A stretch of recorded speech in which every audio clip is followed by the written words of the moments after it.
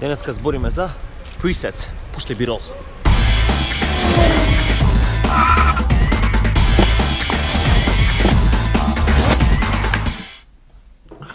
Здраво, другари.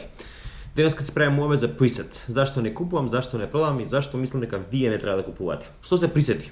Да речем дека сте Lightroom или Photoshop или некој друг editing софтвер и си играте со clarity, contrast, кога ги групирате сите тие settings во еден, креирате еден супер setting, тоа е presets. Тој пресет го аплицирате на други фотографии и го добивате истиот ефект кој сте го креирале претходно. Пресети се многу корисни доколку сте wedding photographer или food photographer или некој друг тип на фотограф каде што имате работа со илјадници фотографии. Рецимо доаѓате од wedding shoot, ги ставате сите фотографии на маса, имате преку 1000 фотографии. Го имплементирате вашиот пресет во импорт и веќе имате basic settings аплицирано на сите фотографии. Кога ќе ги листате, да одберете кои се добри, кои се лоши, имате подобра прегледност. У задниве 2-3 години на Instagram секој фотографи неговиот папагал почна да продаваат пресети. Лесни се за продажба, не треба шипинг, не треба пакување, веќе ги имаш спремно, само ги аплодираш и селинг. Тоа што не ми се допаѓа е што тие фотографи мислат дека им помагаат на новите фотографи со тоа што им продаваат помош во креативните софтвери. Да го затворам во едно, ја воопшто не се слагам со сето ова. Кога првпат легав фотографија, целта ми беше да најдам начин како правилно да се експонирам и како да достигнам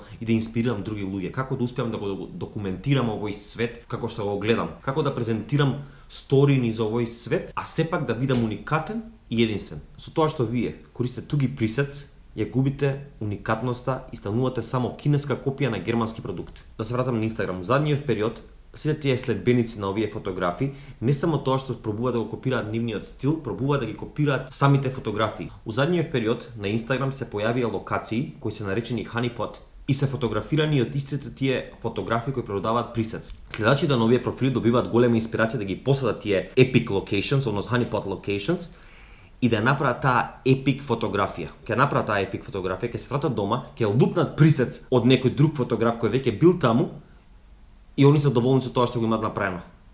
Екипа, тоа не е ваша фотка. И за крај, наместо да инвестирате пари и време во туги presets и во туги идеи за фотографија, инвестирате сами во себе. Патувајте што повеќе. Импровизирате на Lightroom и Photoshop. Користете ги тие креативни софтвери за да се изразите подобро, за да изградите свој стил.